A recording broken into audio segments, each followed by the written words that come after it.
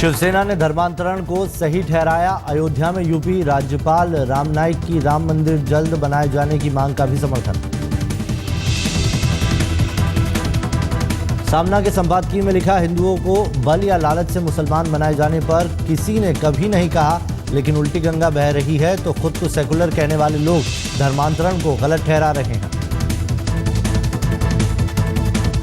सामना में मोदी सरकार पर भी कसा गया तंज, लिखा, धर्मांतरण पर कंफ्यूज है बीजेपी सरकार।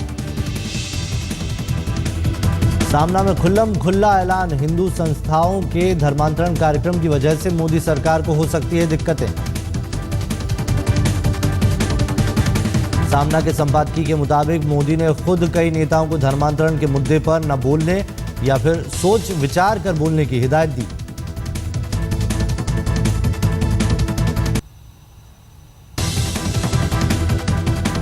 रविवार रात मुंबई लोकल ट्रेन बन गई अखाड़ा। मामूली कहासुनी के बाद 3 युवाओं ने मिलकर एक शख्स को जमकर पीटा। पहले उसने धक्का दिया था मुझे, तो मैंने उसको बोला गिरा दोगे क्या। मैं सिर्फ एक ही लाइन था ये, तो उसने बोला कि हाथ में दे। फिर उसने खींचा, एक बंदे ने मेरे को खींचा अंदर और जो है बात कर रहा था वो, एक उसमें छुड़ा रहा था और दूसरा जो है उसने फिर सीधा मेरे को मारना चालू कर। करीब 10 मिनट तक लोकल ट्रेन में चलती रही मारपीट। भीड़ भरी ट्रेन में किसी ने बीच बचाव की कोशिश तक नहीं की।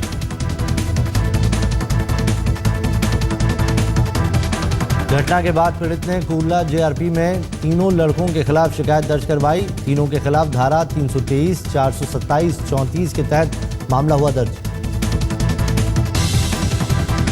आरोपी लड़कों का अब तक कोई सुराग नहीं, जेआरपी की जांच जारी।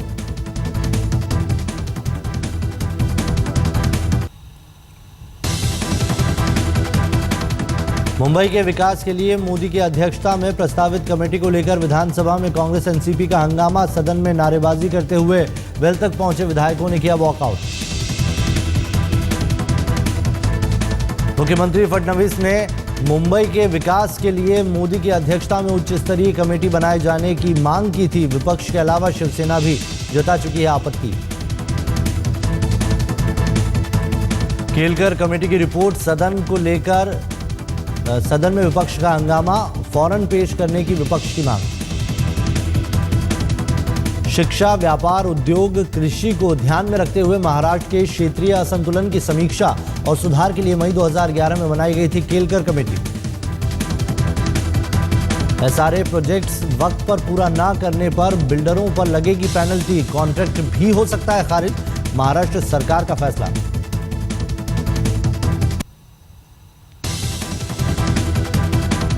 मुंबई के अंधेरी इलाके के सुजॉय अस्पताल में एक मरीज की मौत के बाद परिवार वालों का हंगामा। अस्पताल पर इलाज में लापरवाही का आरोप।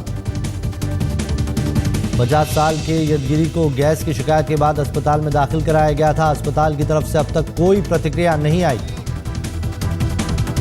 पुणे शहर की महात्मा सोसाइटी के एक बंगले में लगी आग, एक बुजुर्ग औरत की मौत, 3 घायल। शॉर्ट सर्किट की वजह से लगी आग, फायर सेफ्टी की कोई उपाय नहीं होने की वजह से भड़की आग।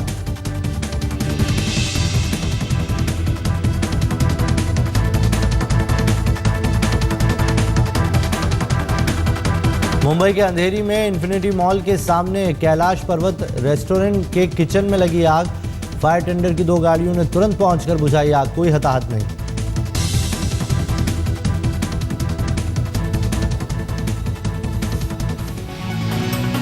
नमस्कार, मुंबई मेट्रो देख रहे हैं आप, आपके साथ मैं हूं नवेद। और चलिए अब मुंबई मेट्रो में खबरों पर विस्तार से नजर डालते हैं। किसी ने सही कहा है कि इस देश में 2 भारत बसते हैं। ये जानने के लिए आपको देश के किसी कोने में जाने की जरूरत नहीं है, बल्कि अपने आसपास देखिए, अपने अगल बगल झांकिए।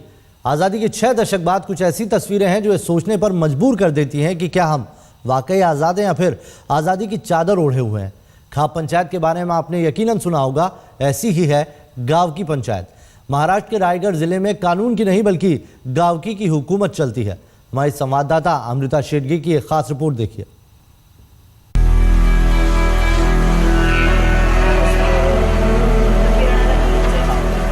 महाराष्ट्र के रायगढ़ जिले के तेलंग गांव के यह 70 वर्षीय बुजुर्ग शिवराम वनगुले, चेहरा झुर्रियों से भरा हुआ, इस उम्र में खुद का बोझ नहीं उठाया जाता, लेकिन इन्हें परिवार का बोझ उठाना पड़ रहा है और इस परिवार को इस गांव के लोगों ने बहिष्कृत कर दिया है। यानी 70 साल के शिवराम और उनकी पत्नी ना इस गांव के किसी भी शख्स से बात कर सकती है और ना जरूरत के कामों के लिए कुछ मदद मांग सकती है और ना ही इस गांव से कुछ खरीद सकते हैं। और ये सब कुछ इस गांव के पंचायत के तानाशाही का फैसला है। 25 साल पहले मुंबई की मिल बंद होने के बाद शिवराम अपने सपनों की नगरी मुंबई छोड़कर अपने इस छोटे से गांव में आए। जब सेहत खराब हुई तो शिवराम ने मुंबई में स्थित उस छोटे से घर को बेचने का फैसला किया, जिसे उन्होंने अपने पूरे जीवन की गाढ़ी कमाई से बनाया था और जिसमें फिलहाल उन्हीं के गांव के कुछ लोग रह रहे थे। जब इस बात की खबर गांव वालों को लगी तो पंचायत ने उन्हें अपना घर गांव के नाम करने के आदेश दिए। स्टॅम्प पेपर घेतला तिकडे, ते स्टॅम्प पेपरवर काय लिहिला, ते काय झाला इथं आणली. मला काय ते काय लिहिलंय ते मला वाचून द्या. तर ते वाचायला पण नाही. तू सही कर आणि तर तुला 1 लाख रुपये दंड आणि वाजित आणि कोण तुझ्याशी बोलल त्यालाही 1 लाख रुपये दंड। मुट्ठी भर से भी कम आबादी के इस गांव में कुल मिलाकर 30 घर है, लेकिन शिवराम की यह हालत देखने के बाद ऐसा लगता है मानो करोड़ों लोगों के लिए जिस संविधान की रचना की गई थी वो इन 30 घर के पंचायत के सामने कमजोर पड़ जाती है। इस गांव में ढंग की सड़क भी नहीं है, लेकिन 70 वर्ष बूढ़े इन हड्डियों को अपनी जरूरतें पूरे करने के लिए एक गांव से दूसरे गांव जाना पड़ता है, क्योंकि ये इस गांव की पंचायत यानी गांवकी का फरमान है। गांव की ये जात पंचायत और खाप पंचायत का ही एक अलग नाम है। भले ये पूरी तरह से जात और धर्म पे आधारित ना हो, लेकिन बहिष्कृत करना ये दोनों में एक आम बात है। गांव की एक ऐसी व्यवस्था है जिसमें गांव के बड़े बुजुर्ग एक साथ आते हैं, एक निर्णय लेते हैं और जो कोई इस निर्णय का पालन ना करे उसे बहिष्कृत किया जाता है। गांवकी के इस फरमान को मानने के अलावा शिवराम के पास अब कोई चारा भी नहीं है। खुद डायबिटीज की बीमारी से परेशान इस शख्स के लिए जिंदगी का एक एक दिन निकालना भी अब पहाड़ हो गया है। मागे एक टाइम त्या पोरेला मारल्याने दमले, मला इकडे धमकी द्यायला लागली, तू एकटा भेट मग तुझ्या हातपाय तोडून टाकतो। ये सब कुछ उस नगरी में हो रहा है जहां शिवाजी महाराज अपने न्याय के लिए जाने जाते थे, लेकिन इससे बड़ी विडंबना और क्या होगी कि उसी जिले के विधायक न्याय दिलाने की बजाय वोट बैंक की खातिर गांव की व्यवस्था को ही सही मान रहे हैं। अभी कागजात तुम्हारे नाम पे है, कोर्ट में वही सिद्ध हो सकता है। पुलिस स्टेशन में बोलता है अगर तुम्हारा नाम है तो बाकी हम लोग क्या करते हैं, तुम्हारा हमारा रास्ता ही खत्म कि तुम हमारे इधर आना नहीं, हम तुम्हारे इधर आना नहीं या कुछ करना नहीं। ये वजह से इस सब के बावजूद हिम्मत करके शिवराम ने गांव के 28 लोगों के खिलाफ मामला दर्ज कराया, लेकिन इस व्यवस्था के खिलाफ कोई ठोस कानून ना होने की वजह से सभी को तुरंत जमानत पर रिहा कर दिया गया। देश का संविधान सबको मौलिक अधिकार प्रदान करता है, लेकिन शिवराम उन अधिकारों से कोसों दूर है। पिछले 5 साल से शिवराम वनगुले यही जिंदगी जी रहे हैं। इस इलाके में ऐसे कई सारे परिवार हैं जो इसी दिक्कत से, इसी जिंदगी से गुजर रहे हैं। कैमरामैन महेश मोरे के साथ अमृता शेडगे, महाड़, आज तक। शिवराम की कहानी तो मात्र एक नमूना है। रायगढ़ में ऐसे कुल 35 मामले सामने आए हैं, जिनमें से 19 मामले पुलिस रिकॉर्ड में भी दर्ज है। गांवकी की वजह से सामाजिक बहिष्कार और उसकी प्रताड़ना के चलते 35 साल की मोहिनी को आत्महत्या करने को मजबूर होना पड़ा। इस मामले में 31 लोगों को गिरफ्तार किया गया और उनमें से 15 महिलाओं को जमानत मिल गई। रायगढ़ जिले के रोहा गांव में हमारी मुलाकात 16 साल के राज तलेकर से हुई। राज की मां मोहिनी अब इन तस्वीरों तक ही सिमट कर रह गई है। पीछे छोड़ गई है तो अपने 2 बेटों को। राज अपने पिता के देहांत के बाद अपनी मां और छोटे भाई के साथ रहता था। पिता की मौत के बाद राज के दादा ने उन्हें अपने घर से निकाल दिया और कुछ ही दिनों के बाद गांव की पंचायत ने उन्हें इस गांव से भी बहिष्कृत कर दिया। होली में लड़का को भेजा नहीं, इसीलिए वही चालू हो गया। होली लगते है ना, जब भी उसको जाना मांगता था, लड़के ने नहीं भेजा, परीक्षा था, ते बोलले नको जाओ, तुमचं काय गावकीचं काय असेल वर्गणी ते मी भरेन, मुलांना नाही पाठवला।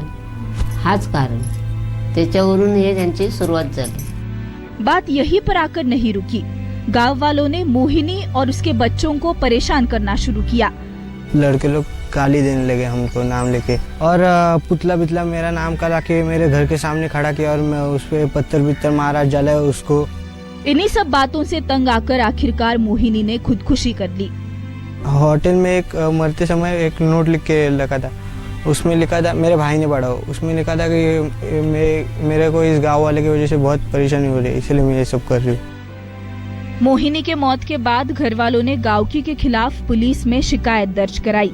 मोहिनी के बच्चे आज भी इस गांव के किसी भी कार्यक्रम में शामिल नहीं हो सकते, लेकिन हर दिन वो एक डर के साथ जी रहे हैं। कैमरामैन महेश मोरे के साथ अमृता शेडगे, रोहा, आज तक। गांव की एक ऐसी व्यवस्था है जो हमारे देश के संविधान और कानून के लिए खतरा है।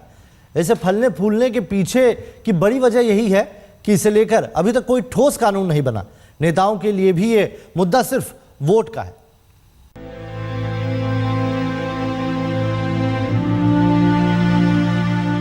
महाराष्ट्र, इस नाम में ही एक राष्ट्र बसता है। अपनी संस्कृति, धरोहर और आत्मसम्मान के लिए इस राज्य को जाना जाता है, लेकिन दुर्भाग्य से इस राज्य में समाज ने बहिष्कृत किए जाने के एक के बाद एक मामले सामने आ रहे हैं। अगर आंकड़ों की बात करें तो पिछले 10 महीनों में 35 ऐसे मामले सामने आए हैं जिसमें गांवकी ने परिवारों को बहिष्कृत किया है, लेकिन सिर्फ 18 मामले ही पुलिस में दर्ज हो पाए हैं। रायगढ़ से कुछ दूर अलीबाग जिले के वरसोली गांव की तस्वीर भी बाकी गांव से जुदा नहीं है। एक जमीन के टुकड़े को लेकर भगत परिवार को गावकी ने बहिष्कृत किया है। पूर्वीपासून हे आम्ही देवाचे पुजारी म्हणजे 7 पिढ्या पुजारी आजपर्यंत आहोत। तर वालीत टाकण्याचं कारण हे आमची शेड मोडली, त्यांची घर नाही बांधू देत, बोटीचा आमचा धंदा मच्छीमारीचा बंद आहे, जमिनीचे वाद चालू आहे।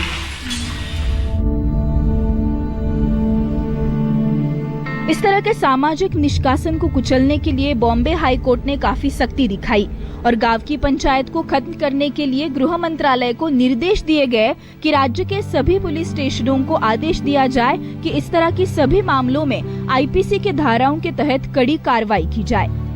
कम्युनिटी में जो चीफ लोग होते हैं, जो बड़े लोग होते हैं, सीनियर, वो उनकी कोई कमेटी बनती है, वो इंटरनल एडजस्टमेंट रहता है, उसको गांव की बोलते हैं। तो वो गांव की पंच बोलते हैं, गांव की के पंच, और वो कम्युनिटी के बारे में डिसीजन लेते हैं और वो बाइंडिंग रहता है।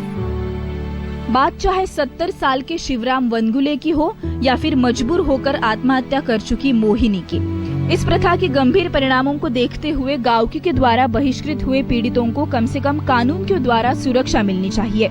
लेकिन ऐसे मामलों से निपटने के लिए कानून की कमी के चलते न्याय नहीं मिलता। एक्सकम्युनिकेशन एक्ट 1962 को ऐसे मामलों से निपटने और खत्म करने के लिए बनाया गया था, लेकिन दुर्भाग्य से ये बिल तक ही सीमित रहा और इसका कानून नहीं बन पाया। गंभीरता और संजीदगी की कमी का ही नतीजा है कि गांवकी आज भी फल फूल रही है और उससे निपटने के लिए कोई ठोस कानून नहीं बना है। ये जो 35 केसेस सामने आई है, ये it is a tip of iceberg. ये बहुत ही छोटा नंबर है। रायगढ़ डिस्ट्रिक्ट के हर एक तालुका में और हर एक रूरल गांव में ऐसे गांव पंचायत है और ऐसे गांव पंचायत में ऐसे एडवर्स डिसीजंस ये गांव पंचायत, जात पंचायत लेती है। हर मामले के बाद नेता कड़ी कार्रवाई की मांग करते हैं, लेकिन उनका मकसद अपनी राजनीति चमकाने से होता है।